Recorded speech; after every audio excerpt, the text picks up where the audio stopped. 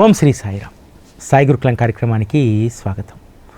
మాతృదేవో భవ, పితృదేవో భవ, ఆచార్య దేవో భవ. గురువుకు మన జీవితంలో 3వ స్థానం ఉంటుంది. మొదట తల్లికి, తర్వాత తండ్రికి, ఆ తర్వాత గురువుకి ప్రణామం చేయాలనేటువంటిది లోకోక్తి. కానీ ఈరోజు మన జీవితంలో మొదటి స్థానం గురువయ్యారు. ఎందుకంటే మనల్ని కన్నటువంటి తల్లిదండ్రుల కంటే కూడా సద్గురువు యొక్క సహచర్యము, వారు మనల్ని కాపాడేటువంటి తీరు అద్వితీయమైనటువంటిది.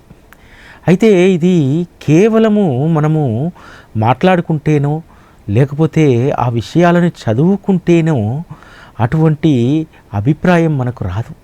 గురువే ప్రధానమనేటువంటి ధ్యేయాన్ని మనకు అనుక్షణము మీకు, నాకు, అందరికీ కూడా తెలియజేస్తున్నటువంటి ఈ సాయి గురుకులం కార్యక్రమానికి ఎన్నిసార్లు కృతజ్ఞత తెలియజేసినా సరిపోదు. ఎందుకంటే నా జీవితమే నాకు తెలుసు కదా, నా అనుభవం నాకు తెలుసు కదా.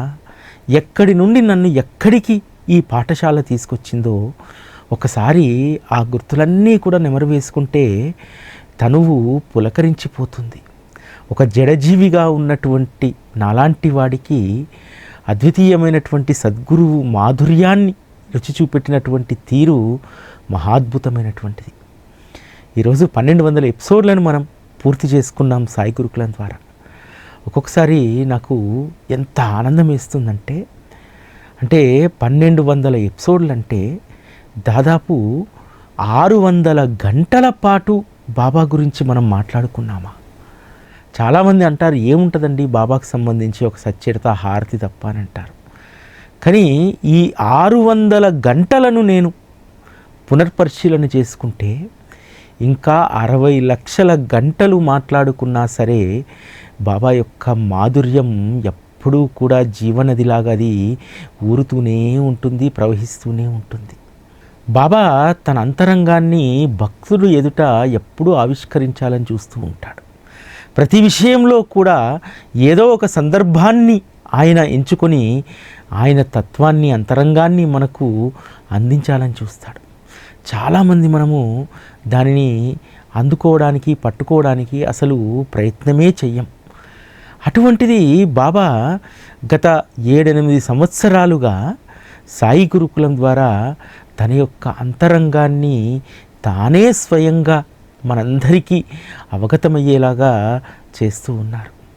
జీవితంలో ఎక్కడా దొరకనటువంటి తృప్తి బాబాకు సంబంధించినటువంటి విషయాలు మాట్లాడుకుంటున్నప్పుడు మనకు ఆ అనుభూతి కలుగుతుంది.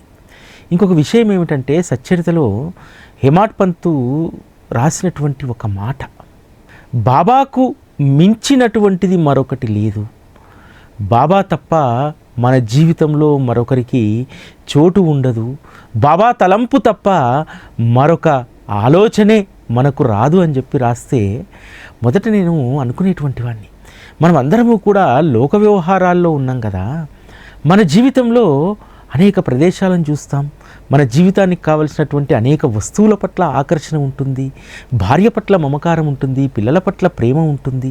ఇవన్నీ కాదని వీరందరికంటే బాబా ఎలా మనకు అధికులవుతారు? బాబాను తప్ప మరొకటి చూడలేనటువంటి స్థితి ఎలా వస్తుంది? బాబా కంటే ఇంకా గొప్పవారు లేరు అనేటువంటి ఆలోచన ఎలా స్థిరపడుతుంది అనేటువంటి ఈ ప్రశ్నలు నాకు చాలా ఉండేటివి మొదట్లో. కానీ కాలక్రమంలో అవే వాస్తవమయ్యాయి. నా జీవితంలో ఇప్పుడున్నటువంటి స్థితి ఎంత మధురమైందంటే, నాకు సాయి టీవీ, వరాల సాయి ఈ వ్యవహారాలు తప్ప ఇంకా అంతకంటే ఎంత గొప్ప వ్యవహారమైనా సరే నా ముందుకు వస్తే అది తృణప్రాయంగానే కనిపిస్తుంది. ఇంతకుముందు సాయి టీవీ బాధ్యతలతో పాటు నాకు లౌకికంగా ఉండేటువంటి బాధ్యతలను, వాటి పట్ల ఆరాటం ఎక్కువగా ఉండేది. కానీ రాను రాను రాను రాను వాటి పట్ల అనాసక్తి కలుగుతూ, సాయి లేనటువంటి అంశం, సాయి లేనటువంటి చర్చ, సాయి ఇమిడి లేనటువంటి పని కొంత చాలా ఇబ్బందిగా మారుతూ వస్తుంది. అంటే బాబా మన స్థితిని ఎలా మారుస్తారో చూడండి. ఇంతకుముందు అందరిలాగానే నా ఆలోచన ఉండేది. మనకు కూడా జీవితము చాలా కంఫర్టబుల్గా ఉండాలి, అందుకోసము మనం కూడా కాస్త డబ్బు కోసం పరుగులు తీయాలి, సంపాదనను పెంచుకోవాలి, ఇటువంటి ఆలోచనలన్నీ ఉండేటిది.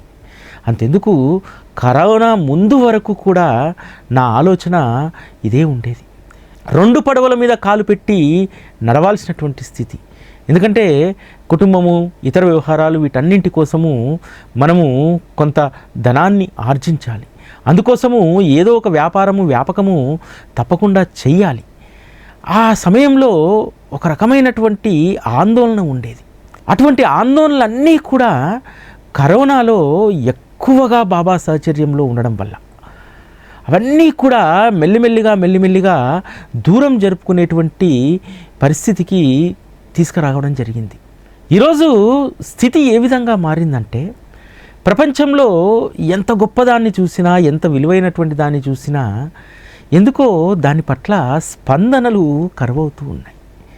బాబాకు సంబంధించినటువంటి పని ఏ ఒక్కరోజు కనీసం 1 గంటనైనా దానికి వెచ్చించకపోతే మనస్సు అల్లకల్లోలంగా మారుతుంది.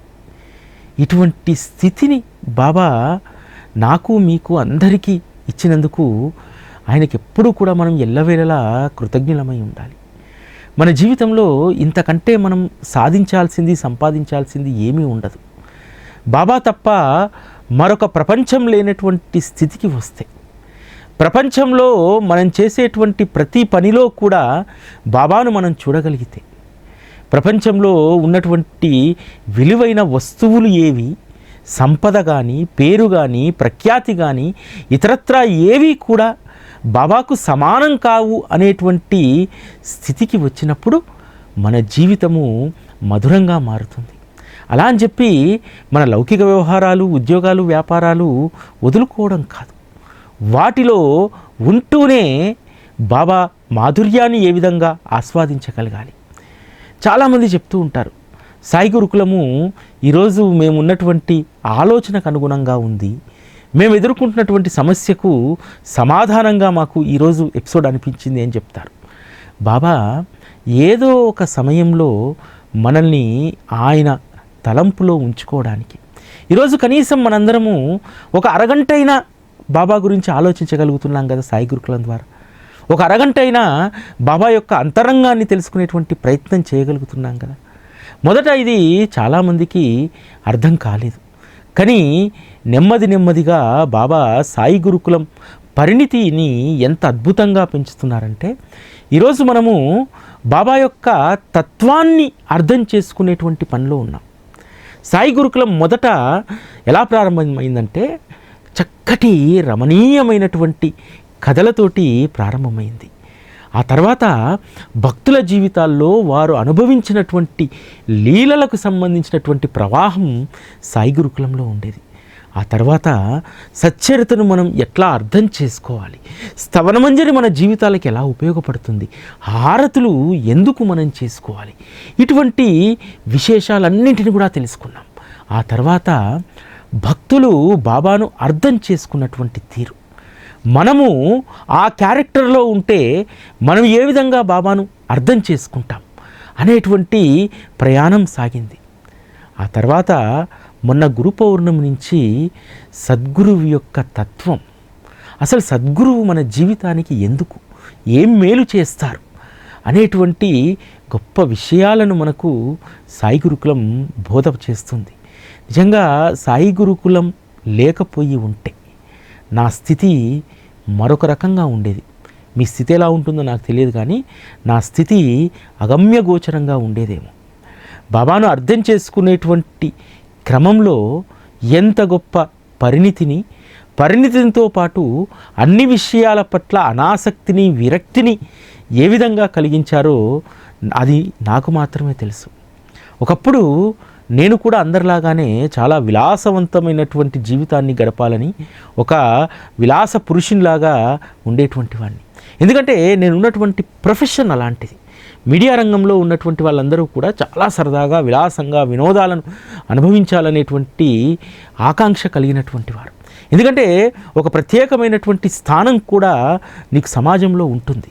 దాంతోటి ఒక రకంగా కెరియర్లో ఎదగాలని, ఇంకొకటి సమాజంలో ఒక ప్రత్యేకమైనటువంటి గుర్తింపు తెచ్చుకోవాలని, అందుకోసము మన అందరితో కలుపుగోలుగా ఉండాలి అనేటువంటి ఆలోచన ఎక్కువగా ఉండేది.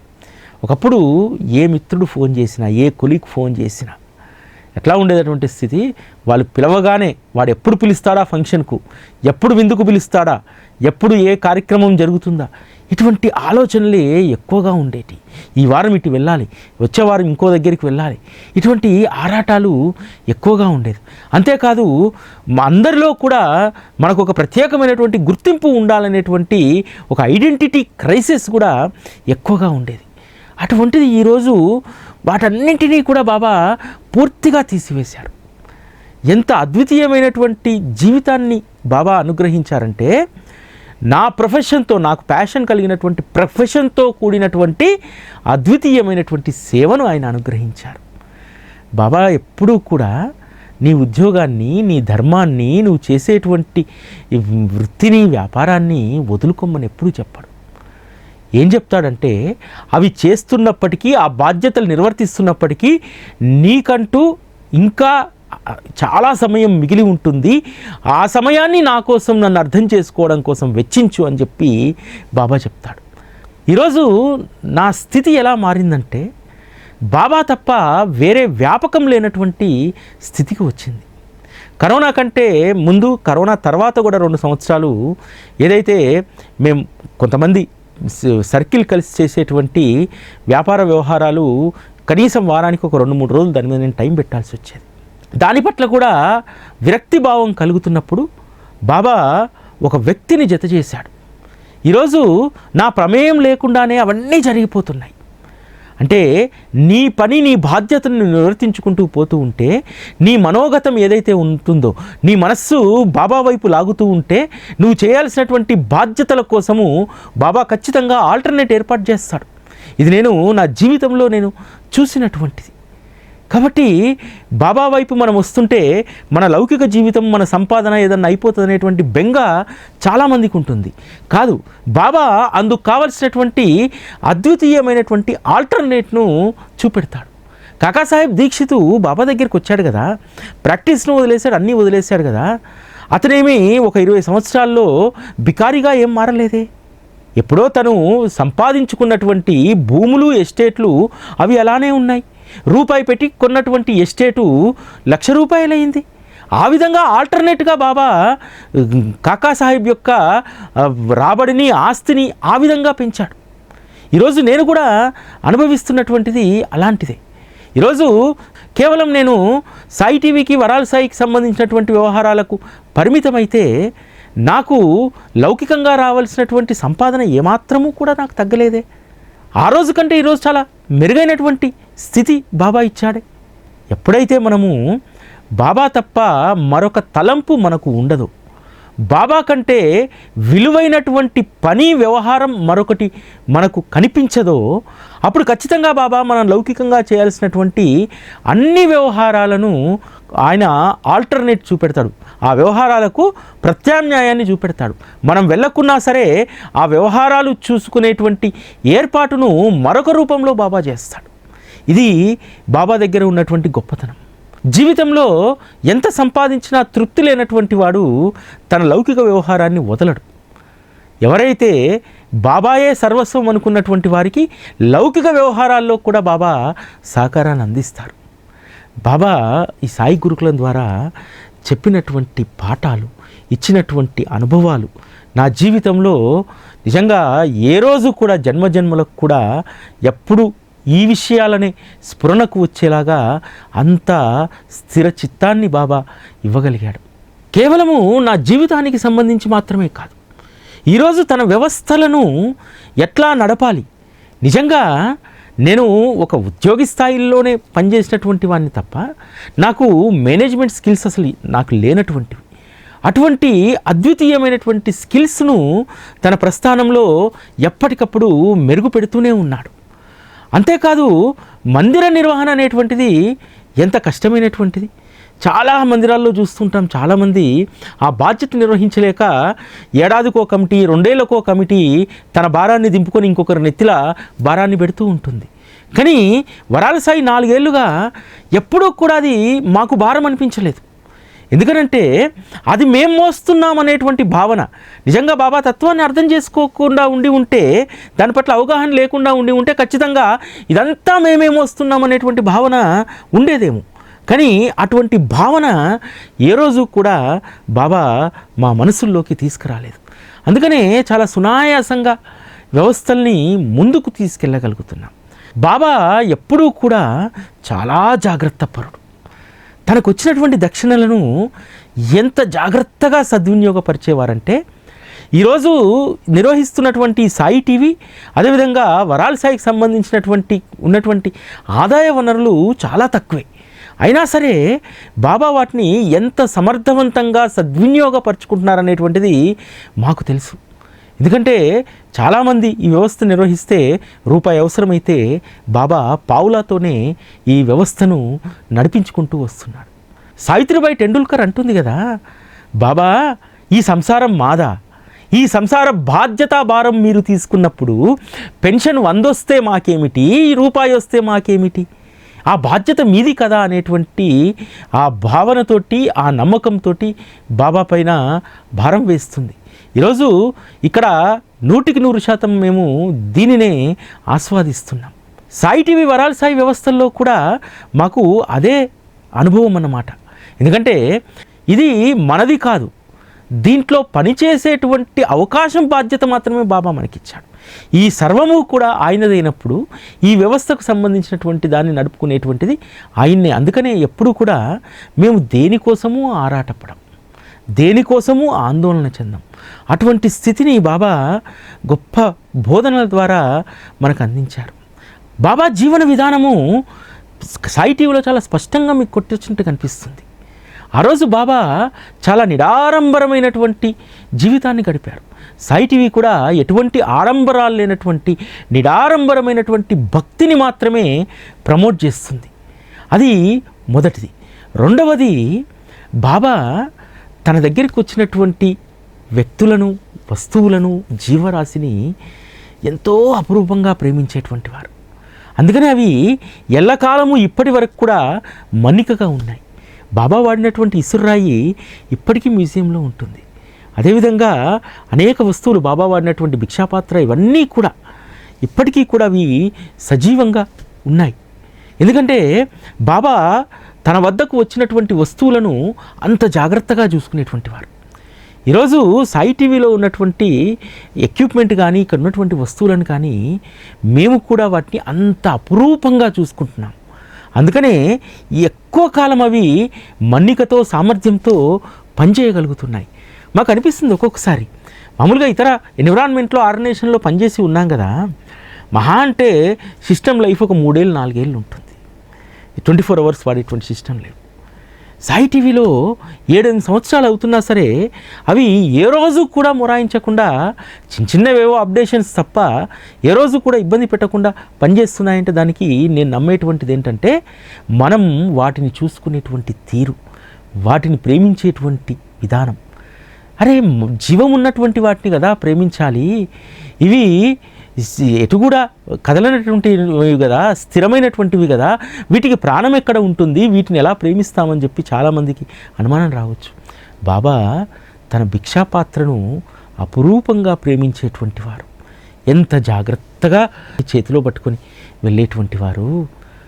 తన దగ్గర ఉన్నటువంటి కొలంబ, అదేవిధంగా ఆ ఇసుర్రాయి, తనకు ఉపయోగపడ్డటువంటి వాటి అన్నింటినీ కూడా ఎంతో ప్రేమగా చూసుకునేటువంటి వారు. మాకు అదే అనుభవం వస్తుంది సాయి టీవీ నిర్వహణలో. అంతేకాదు, బాబా మనతో ఉన్నారనేటువంటి ఒక స్పృహ ఎట్లా కలుగుతుందంటే, బాబా ఇక్కడ సాయి టీవీలో కానీ, వరాల సాయిలో కానీ బాబా ప్రత్యక్షంగా సజీవంగా ఉన్నారనేటువంటి దాంతో ఏం చేస్తామంటే, మీరు చూడండి, వరాల సాయి మందిరంలో కానీ, సాయి టీవీలో కానీ ఎక్కడా మీకు ఇంత దుమ్ము కనబడదు, డస్ట్ కనబడదు. ఎందుకంటే బాబా ఉన్నప్పుడు ఆ ప్రదేశము ఎంత పవిత్రంగా, ఎంత శుభ్రంగా ఉండాలి. బాబా ఏం నేర్పిస్తారంటే ఇటువంటివే నేర్పిస్తారు. నిజంగా ఈ క్లీన్నెస్ ఉంటే మనకు ఆహ్లాదం తప్ప బాబాకి ఏం ప్రత్యేకమైనటువంటి ఆహ్లాదం అవసరం లేదు. మన కోసమే ఇది కూడా బాబా నేర్పించినటువంటిది, మన కోసమే. ఎవరైనా వరాల సాయి మందిరానికి వస్తే ప్రశాంతంగా ఎందుకు కూర్చోగలుగుతారు? ఎందుకంటే ఎక్కడా మీకు చిందరవందర వస్తువులు కనిపించవు, అంతటా కూడా నీట్గా శుభ్రంగా ఉంటుంది. సాయి టీవీ కూడా ఎక్కడా కూడా మీకు ఇంత పేపర్ ముక్క కూడా కనిపించదు, ఎక్కడ ఇంత బూజు కనిపించదు. ఎందుకంటే బాబా ఉన్నటువంటి ఈ ప్రదేశం పవిత్రంగాను పరిశుభ్రంగాను ఉండాలనేటువంటి స్పృహను బాబా ఇవ్వగలిగాడు. ఇంకోటి ఏంటంటే ఇక్కడ ఎక్కడా కూడా ఏ ఆర్భాటము ఉండదు. బాబా ఉన్నటువంటి దాంట్లో తృప్తిగా జీవించాలనేటువంటి విషయాన్ని సాయి గురుకులం ద్వారా నాకు బాగా నేర్పించారు. ఎందుకంటే ఇప్పటికీ కూడా నా రూమ్లో నాకు ప్రత్యేకమైనటువంటి సిస్టమ్ ఉండదు, కంప్యూటర్ ఉండదు, నా టేబుల్ పైన నేను పని చేసుకోవడానికి ఉండదు. బాబా ఎలాగైతే అందరితో కలిసిమెలిసి ఉంటేనే, కలిసిమెలిసి పనిచేస్తేనే ఆనందం అని చెప్పి నేను ఇప్పటికీ కూడా అందరితోటే కలిసి పనిచేస్తాను. ఎందుకంటే బాబా మార్గంలో ఇది చాలా కీలకమైనటువంటిది. కొంతమంది బాబా మార్గంలో ఒక ఉన్నతికి రాగానే ఒక ప్రత్యేకమైనటువంటి స్థానాన్ని కావాలని కోరుకుంటారు. కానీ బాబా మార్గంలో ప్రత్యేకమైనటువంటి స్థానం అవసరం లేదు. ఎందుకంటే బాబానే ప్రత్యేకంగా భక్తుల నదులు ఉండలేదు. అటువంటప్పుడు ఆయన ఇచ్చినటువంటి అవకాశంతో మనం ఏదో చేస్తున్నామని చెప్పి మనకు ఒక ప్రత్యేకమైనటువంటి స్థానం అవసరం లేదు. ఎవరైనా ఇప్పటికీ కూడా వరాల సాయి మందిరానికి దూర ప్రాంతాల నుంచి వస్తే నేనే దిగి వెళ్ళి మాట్లాడతాను తప్ప ఎవరిని నా క్యాబిన్కు పిలవను. ఎందుకంటే వారు ఎంతో దూరం నుంచి వచ్చారు, వాళ్ళతో వినయపూర్వకంగా మనం సంభాషించాలనేటువంటి గొప్ప సుగుణాన్ని బాబా నేర్పించారు. ఒకటేసారి మనిషి పూర్తిగా మారడు. బాబా తత్వాన్ని ఆస్వాదిస్తూ ఏళ్ళు గడిచినా కొద్దీ అద్వితీయమైనటువంటి సుగుణాలు మనలో వికసిస్తాయి. ఆ సుగుణాలను మనం ప్రాక్టీస్లో పెట్టేటువంటి స్థితి మనకు వస్తుంది. ఇంకా చాలా నేర్చుకోవాలి. ముఖ్యంగా సాయి గురుకులంలో అలనాటి భక్తుల గురించి చాలా సందర్భాల్లో నేను మాట్లాడుతూ ఉంటాను. ఎందుకంటే వాళ్ళ జీవితాలు నాకు ధైర్యాన్ని ఇచ్చాయి. కాకాసాహెబ్ దీక్షితు పూర్తిగా ప్రాక్టీస్ వదిలేసి పిచ్చివాడని చెప్పి అనేక సందర్భాల్లో నిందలు వచ్చినప్పటికీ కూడా ఏమాత్రము కూడా చలించలేదు. ఒకరోజు కుటుంబ సభ్యులందరూ వచ్చి చెప్తారు, ఎందుకు నువ్వు ఈ పిచ్చి పని చేస్తున్నావు, చక్కగా ప్రాక్టీస్ చేసుకో, మళ్ళీ ఆఫీస్ తెరువు అని చెప్తే ఒక్క మాట కూడా కాకాసాహెబ్ దీక్షిత్ మాట్లాడు, మౌనంగానే ఉండిపోతాడు. నాకు మీకు కూడా వ్యక్తిగత జీవితాల్లో అనేక రకమైనటువంటి నిందలు వస్తాయి. ఇంట్లో వాళ్ళతో కూడా సమస్యలు వస్తాయి, పిల్లలతో కూడా సమస్యలు వస్తాయి. పిల్లలు పెద్దోళ్ళు అవుతున్నప్పుడు ఒక మాట అంటారు, అన్నప్పుడు మౌనంగా బాబా వైపు చూస్తూ ఉండడం తప్ప ఏది కూడా నేను చేయను, దేనికి సమాధానం ఇవ్వను.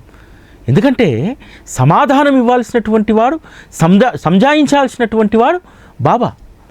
మనం ఎంత సంజాయించినా, ఎవరిని పక్కన ఉన్నటువంటి వాళ్ళని ఎంత సర్ది చెప్పినా వాళ్ళ మనసుకు తృప్తి పడదు. వాళ్ళ మనసుల్లో దూరి బాబా చెప్తే అర్థమవుతుంది తప్ప మనం చెప్తే అర్థం కాదు. అందుకనే నాకు కూడా ఇటువంటి పరిస్థితులు ఎదురైనప్పుడు బాబా మోమును మౌనంగా చూస్తూ ఉండిపోతాను తప్ప నేను ఎవరికి ఏ సంజాయిషి ఇవ్వాలని చెప్పి నేను ఎప్పుడూ కూడా ప్రయత్నం చేయను. తర్వాత దాస్కన్ మహారాజ్ గారి యొక్క జీవితానికి సంబంధించి అనేక సందర్భాల్లో నేను చదివినప్పుడు నేను నేర్చుకున్నటువంటి, నేను అవలంబించినటువంటి మార్గం, దాస్కన్ మహారాజు వారి పాండిత్యం ముందు, వారి ముందు అసలు మనం ఎంత తృణప్రాయం కదా. అటువంటి దాస్గన్ మహారాజే ఎవరి దగ్గర కూడా మూరెడు కండువా కోసం ఎదురు చూడలేదే, సత్కారం కోసం తహతహలాడలేదే. అటువంటిది చాలామంది మనము ఏదో ఒక 4 సత్సంగాలు చెప్పగానే ఎవరో పక్కన వాళ్ళు శాలువా పక్కపోతే చిన్నతనంగా భావిస్తాం. అలాంటి స్థితి ఉండకూడదు, ఎవరి నుండి ఏమీ ఆశించకూడదు. అటువంటి గొప్ప సంస్కారాన్ని బాబా నాకు ఇచ్చాడు. ఇప్పటికి కూడా నేను ఎక్కడ ఏ కార్యక్రమం జరిగినా, అక్కడ సత్సంగమో లేకపోతే కార్యక్రమం ముగిసిన తర్వాత అందరి మాదిరిగానే నేను కింద కూర్చుంటాను. ఏ సత్కారాన్ని, సన్మానాన్ని నేను ఆశించను. ఎందుకంటే ఆ కార్యక్రమం అయిపోయిందంటే మన పనిలో మనం పడిపోవాలి. ఇక్కడ కింద కూడా ప్రతి గురువారం సత్సంగం అయిపోయిన తర్వాత ఇమ్మీడియట్లీ నా పనిలోకి వెళ్ళిపోతాను, కనిపించను అక్కడ. ఎందుకంటే ఎవరో ఒకరు వచ్చి చాలా అద్భుతంగా చెప్పారనగానే మనలో లోపల చొచ్చుకుపోయి దాక్కున్నటువంటి ఆ కొమ్ములు పైకి లేస్తాయి. వాటిని ఎప్పుడూ కూడా పైకి లేవకుండా ఎప్పుడు అణిచిపెడుతూనే ఉండాలి. కొంతకాలం పోయిన తర్వాత వాటిని పూర్తిగా తెగనరుక్కోవాలి. అటువంటి స్థితి వచ్చిన రోజు బాబా యొక్క అంతరంగాన్ని, వారి యొక్క ప్రేమను ఆస్వాదించగలుగుతాం. లేకపోతే కీర్తి కోసం పాకలాడితే ఆ కీర్తిపైనే యావ ఉంటుంది తప్ప బాబా ప్రేమ పైన మనకు యావ ఉండదు. అందుకని ఎంత గొప్ప పేరు ప్రఖ్యాతలు సంపాదించుకున్న దాస్గన్ మహారాజ్ గారు కీర్తి కోసం ఎప్పుడూ కూడా ఆయన పాకులాడలేదు. అదేవిధంగా బాబా మనకు ఒక బాధ్యత అప్పగించాడు. నిమోన్కర్ జీవితం చదివినప్పుడు నాకు అదే అర్థమైంది.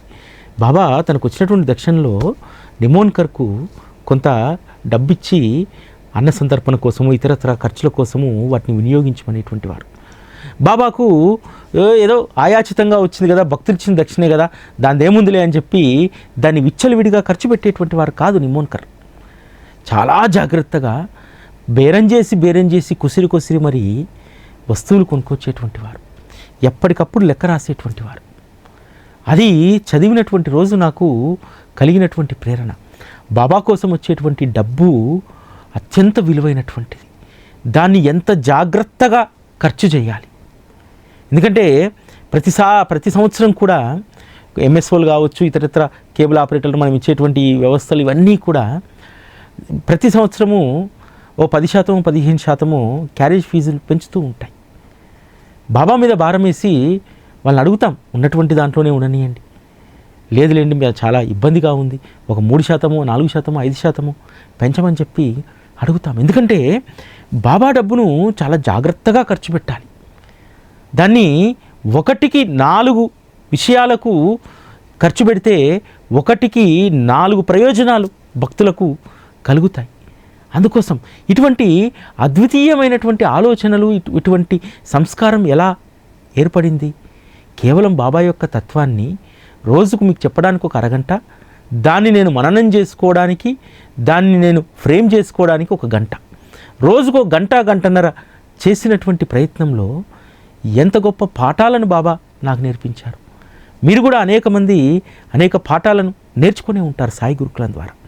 ఈరోజు 1200 ఎపిసోడ్లు కంప్లీట్ అయ్యాయంటే దాంట్లో కనీసము 12 ఎపిసోడ్లన్నా మిమ్మల్ని ప్రభావితం చేసి ఉంటాయి, మీ మనస్సుకు తాకి ఉంటాయి.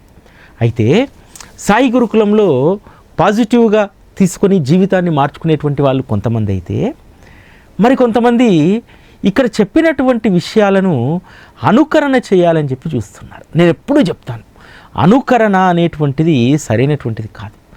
ఆనాటి భక్తుల నిబద్ధతకు మెచ్చి బాబా అనుగ్రహాలు ఇచ్చారు. బాబా అనుగ్రహం లేకున్నా సరే మనము వారిలాగా ఏదో చేయాలని చెప్పి అనుకరణ చేస్తే సరైనటువంటిది కాదు. ఇటీవల కాలంలో ఒక ఆవిడ ఫోన్ చేసింది. సాయి గురుకులంలో ఒకసారి చెప్పారండి, నూల్కర్ చనిపోయిన తర్వాత వాళ్ళ భార్య లాకెట్ చేసుకొని వస్తుంది, ఒకవైపు నూల్కర్, ఒకవైపు బాబా ఉంటాడు, అది బాబాకి ఇస్తే ఇందులో నేను ఉన్నాను అని అంటాడు, నా భర్త చనిపోయాడు, నేను అలా చేయించుకోవచ్చా? అంటే ఇవన్నీ చాలా సిల్లీ థింగ్స్. అరే నూల్కర్ ఎక్కడా, మనం ఎక్కడా, ఆ రోజు భక్తులు ఎక్కడా, వారి స్థితి ఎక్కడా, వారి అవగాహన ఎక్కడా, మన అవగాహన ఎక్కడా? కాబట్టి అనుకరణ చేయడం అనేటువంటిది మానేసేయండి, దాన్ని విని ఆస్వాదించండి. నీకు అంతకంటే గొప్పది ఇస్తాడు బాబా, అంతకంటే గొప్పది ఇచ్చేటువంటి అవకాశం ఉందేమో. బీవీ దేవ్ విషయంలో బాబా చెప్పింది అదే కదా. బాలకరామ్ దగ్గర పోయి నీకు ఎట్లా ధ్యానం చేసుకునేటువంటి ఇది నేర్పించాడు బాబా, నీకు ఎట్లా అనుగ్రహం దొరికింది అన్నీ అడుగుతుంటాడు. ఎందుకురా నాయనా చినిగిపోయినటువంటి గుడ్డలను పోగు చేసుకుంటావు, నేను ఇక్కడ ఉండి జరి-అంచు శాలువాన్ని నేను ఇవ్వడానికి సిద్ధంగా ఉంటానంటారు. మనం కూడా ఎవరికో ఇచ్చినటువంటిది, ఎవరో చేసుకున్నటువంటిది మనం చేసుకోవాలనేటువంటి సరైనది కాదు. ఒక్కొక్కసారి బాధ అనిపిస్తుంది. సాయి గురుకులంలో ఉన్నటువంటి విషయాలను మనసుకు తీసుకొని ఒక పాజిటివ్ దృక్పథంతో బాబాతోటి ఒక మంచి ప్రయాణాన్ని మనం కొనసాగించాలని చెప్పి మనం ఆశిస్తాం. కానీ అప్పుడప్పుడు ఇటువంటి అనుకరణలు మళ్ళీ ఎలా చేయాలి, చేయొద్దా అని చెప్పి మమ్మల్ని అడిగితే ఇంకేం చెప్పగలుగుతాం? కాబట్టి సాయి గురుకులం అనేటువంటిది చిరకాలం కలకాలం ఇలా కొనసాగాలని, మీరు నేను నిత్య విద్యార్థులుగా మరిన్ని విషయాలు ఇందులో నేర్చుకోవాలని చెప్పి ఆ సాయి భగవానుని ప్రార్థిస్తూ ఓం శ్రీ సాయిరామ్.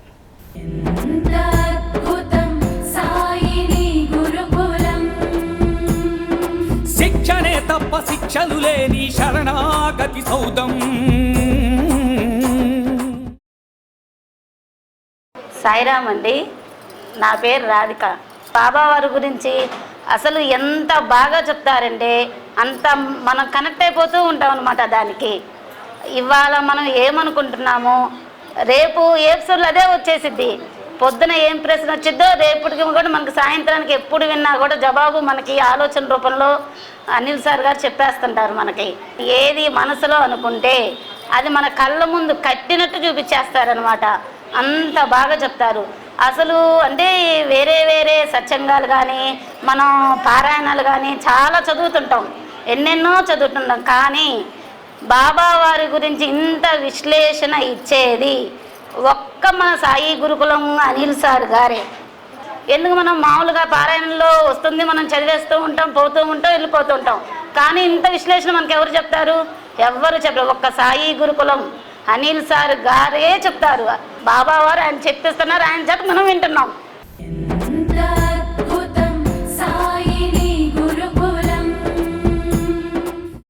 సాయి టీవీ వచ్చినాక నిద్ర లేచినాక చెయ్యి మాత్రం బాబా గారి టీవీ వెనకే పోయింది. నైట్ 11 దాకా ఇంకా 12 దాకా అదే చూస్తాను. నిద్ర పట్టకపోతే మాత్రం అది ఒక్కో రోజు చూస్తూనే నిద్రపోతాను నేను. బాబా గారు సాయి టీవీ రూపంలో ఒంటరిని బాధపడవాకు, నీ వెన్నంటే నేను ఉంటానని అనిల్ సార్ గారు ఒక పాటలో పాడిన పాట అది మనసుకు మాత్రం ఎంత దగ్గరయ్యిందో. ఆ పాట కానీ ఎప్పుడు వచ్చినా కానీ అసలు ఇంకా అలాగే కూర్చొని పోతా. నేను ఒంటరి అనే మాట అసలు జీవితాంతం మర్చిపోయా. ఎప్పుడైతే నేను బాబా పాదాలు పట్టుకున్నానో ఒంటరి అనే మాట మర్చిపోయి, నాకు ఎవరు తోడున్నా లేకపోయినా నా తండ్రి నాకున్నాడు. మా మనవరాలి పేరు వరాల సాయి వశిష్ట. అలాంటిది ఒకసారి అనిల్ సార్ గారు, సాయివాహిని గారు నెల్లూరు దాకా వచ్చామండి అని. కానీ నా బిడ్డకి ఎక్కడో అనిల్ సారు ఒక పాటలో చిన్న పాపను ఎత్తుకున్నారు. ఇలా ఎత్తుకుంటే నా బిడ్డను కూడా బాగున్నామా, ఈ బిడ్డను తీసుకుని వరాల సాయి మందిరానికి ఏది వెళ్ళేది ఈ గోళ్ళ అంటే అనిల్ సార్ గారు అప్పుడే ఫోన్ చేశారమ్మా, నెల్లూరు దాకా వచ్చామమ్మా.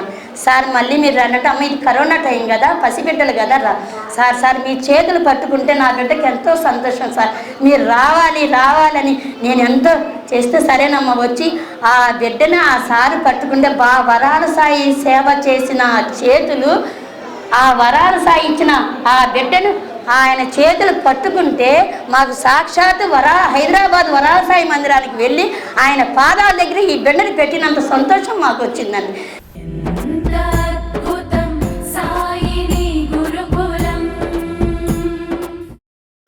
సాయిరామ్ అండి, నా పేరు నాగప్రమీలారాణి. మేము ప్రస్తుతం విజయవాడలో ఉంటున్నామండి. సాయి గురుకులం ద్వారా చాలా విషయాలు చెప్పారు. ఈ మధ్య ఒక ఎపిసోడ్ చెప్పారండి అనిల్ సారు. అంటే దుమాల్ గారిని బాబా గారు మహాసమాధి అయినాక మీరు బాబాతో అనుబంధం కలిగి ఉన్నారు కదా, బాబా గురించి మీరు పొందిన అనుభవాలను చెప్పండి అన్నప్పుడు దుమాల్ గారు చెప్తారండి. అంటే ప్రతి క్షణం కూడా బాబా అనుగ్రహం అనుభూతిని ఆస్వాదిస్తున్నాను నేను. దానిలో ఏ ఒక్కదాని గురించి చెప్పినా కూడా ఇంకో దాన్ని తక్కువ చేసినట్టే అవుతుందని చెప్తారు. నిజంగా అంటే సాయి గురుకులంలో ప్రతి ఎపిసోడు కూడా అమూల్యమైన రత్నమేనండి. దేన్ని కూడా తక్కువ చేయడానికి లేదు. అంటే సాయి గురుకులం ఎన్నో సంవత్సరాలుగా సాయి అని నామం, సాయి రూపం, సాయి ఆరాధనలో ఉన్నప్పటికీ కూడా సాయి సచ్చరిత్ర పారాయణ చేసినప్పటికీ అందులోని విషయాల్ని ఆకలింపు చేసుకుని ఆస్వాదించింది, అనుభూతి చెందింది మాత్రం సాయి గురుకులం ద్వారానే అండి. సాయి గురుకులం ద్వారా నేర్చుకున్నాకే మన సంస్కారాలని, మనలో ఉన్న లోపాలను గుర్తించి వాటిని ఎలా సరిదిద్దుకోవాలి, ఏ విధంగా ఎలా నడుచుకుంటే మన ఈ జన్మను సార్థకం చేసుకోగలం అనేది సాయి గురుకులం ద్వారా బాబా నిరంతరం బోధిస్తున్నారు. ఇంకొకటి నేర్చుకున్నానంటే మనలో చాలా ఛాందస్భావాలు ఉంటాయి. సాయి గురుకులం ద్వారా నేర్చుకుంది ఏంటంటే మనము ఏదన్నా పరిస్థితి బాగలేనప్పుడు ఏవి పరిహారాలన్నీ వేగిరంట పరిగెట్టాల్సిన అవసరం లేదు. బాబా పాదాలు పట్టుకుని బాబా నామస్మరణలో ఉంటే చేయాల్సినవన్నీ ఆయనే చేస్తారు. ఏదన్నా అవసరం ఉంటే మనతో చేయిస్తారు అనేది నేను నేర్చుకోగలిగానండి సాయి గురుకులం ద్వారా. సాయి గురుకులం ద్వారా మన జీవితాన్ని నిజంగా ఎలా మలుచుకోవాలో బాబా ఒక మార్గదర్శనం చేస్తున్నారు.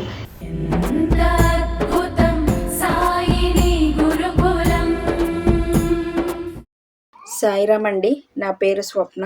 నేను కారవాన్ నుంచి మాట్లాడుతున్నాను. సాయి టీవీ, సాయి గురుకులం గురించి చెప్పాలంటే అసలు మనకి బాబా గురించి మనకి ఏ విషయాలు తెలిసేవి కాదండి. కేవలం సాయి టీవీ, సాయి గురుకులం ద్వారా అనిల్ సార్ వల్లనే మనకి ఎన్నో విషయాలు, ఎన్నో తెలియని విషయాలు, ఎన్నో లీలలు, ఎన్నో అనుభవాలు, ఎన్నో మనకి తెలిసినయి అంటే కేవలం సాయి టీవీ, సాయి గురుకులం ద్వారానేనండి. అనిల్ సారు సాయి గురుకులంలో చెప్పేవారు గదండీ! కోరిక లేని స్థితికి మనం రావాలి అని. నిజంగా కోరిక లేని స్థితి అంటే ఏంటో అనుకున్నానండి. కోరిక లేని స్థితి అంటే మనం ఏ కోరిక కోరాల్సిన అవసరం లేదండి. అన్నీ బాబానే చూసుకుంటారు. ఏ టైంకి ఏది ఇవ్వాలో బాబానే ఇస్తారు. మనకేది మంచో మనకదే బాబా ఇస్తారు అనే దానికి మనం వచ్చామంటే కేవలం సాయి టీవీలో, సాయి గురుకులంలో అనిల్ సార్ చెప్పడం వల్లనే అండి మనం ఆ స్థితికి వచ్చామంటే కేవలం సాయి గురుకులం ద్వారానే అండి. సాయి టీవీ, సాయి గురుకులం చూసే వాళ్ళందరూ కూడా ఇలాగే ఆలోచిస్తారని అనుకుంటున్నానండి. ఓం శ్రీ సాయిరామ్.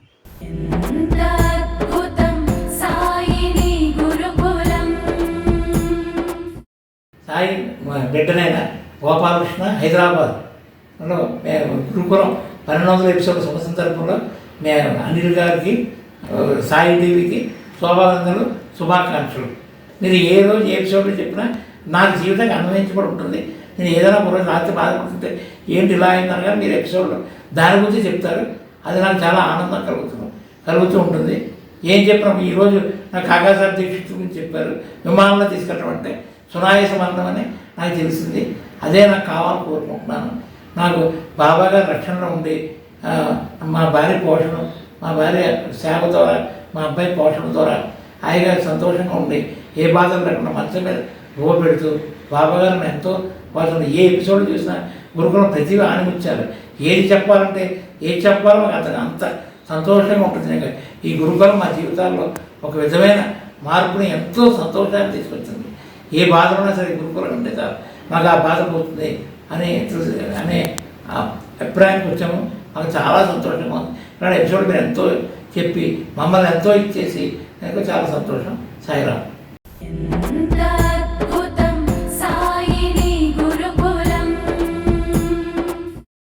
జై సాయిరామ్. సాయిరామ్. నా పేరు లావణ్య లక్ష్మి, అమీర్పేట, హైదరాబాద్ అండి. సాయి గురుకులం కార్యక్రమం 1200 ఎపిసోడ్లు అయిన సందర్భంగా సాయి గురుకులం కార్యక్రమానికి మా హృదయపూర్వక శుభాకాంక్షలు. అనిల్ కుమార్ సార్కి కూడా హృదయపూర్వక అభినందనలు. సాయి గురుకులంలో ప్రతి ఎపిసోడ్ ఒక ఆణిముత్యం అండి. ఆ ఆణిముత్యం నుంచి మనం ఎన్నో మంచి విషయాలు అన్నీ సాయి సచరిత్రలోని విషయాలన్నీ కూడా తెలుసుకోగలుగుతున్నాం. కానీ మనం దాని నుంచి ఏం నేర్చుకున్నాము, ఎంత శాతం తెలుసుకోగలిగినాము, ఏమి ఆచరిస్తున్నాము అనేది మనల్ని మనమే విశ్లేషించుకుంటే మనకు తెలుస్తుందండి. ఇదివరకు అందరం కూడా సాయిబాబా గురించి తెలుసు, మనకి సాయి సచ్చరిత్ర గురించి తెలుసు అని మనం అనుకున్నాం. కానీ సాయిబాబా గురించి మనకి ఏమీ తెలియదు అనే విషయం సాయి టీవీ, సాయి గురుకులం ద్వారా తెలిసింది.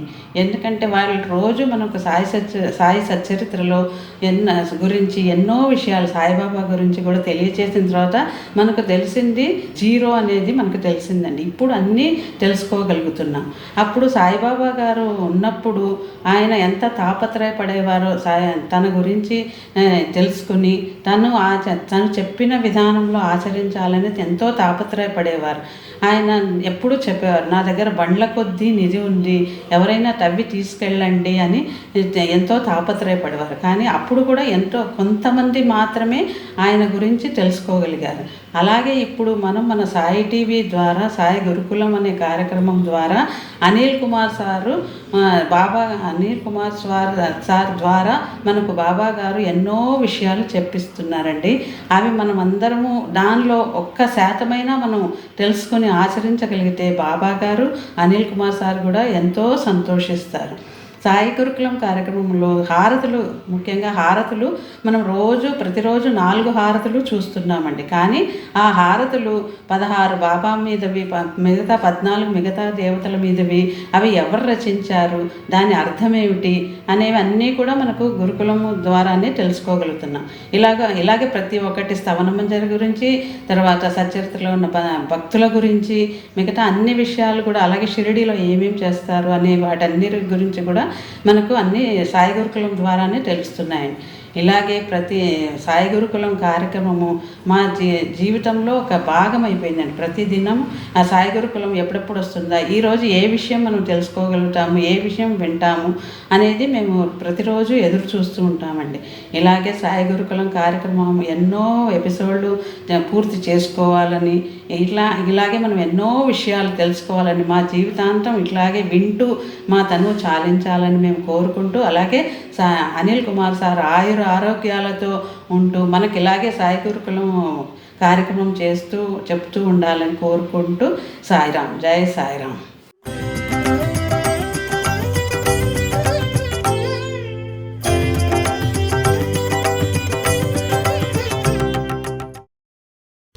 ఓం శ్రీ సాయిరాం. భగవంతుని సేవలో అవకాశం దక్కడమే గొప్ప అదృష్టం. మనం సంపాదించినటువంటి దాంట్లో కొంత భాగమైనా సరే భగవంతుని సేవకు వినియోగిస్తేనే అది సద్వినియోగం అవుతుంది. మన జీవితంలో మనం సంపాదించే సంపదలో ఎక్కువగా లౌకిక వ్యవహారాల కోసమే ఖర్చు చేస్తూ ఉంటాం. అదేది కూడా సద్వినియోగం కాదు. నీ సంపాదన ఏదైనా సద్వినియోగం అయిందంటే భగవంతుని కార్యానికి వినియోగించింది మాత్రమే సద్వినియోగమైనట్టు. 52 గురువారాల పూజ కూడా మనకు ఇదే తెలియజేస్తుంది. ఒక ఏడాది పాటు మన గోత్రనామాలతో పూజ మాత్రమే కాదు, మనం చెల్లించినటువంటి దక్షిణ ఆ మందిర నిర్వహణ కోసం కూడా ఉపయోగపడుతుంది. కాబట్టి ఇంత గొప్ప అదృష్టం. మన డబ్బు కొన్ని వేల రెట్ల సద్వినియోగం కావడానికి ఇదొక సందర్భం. కాబట్టి 52 గురువారాల పూజలో పాల్గొనడానికి ప్రయత్నం చేయండి.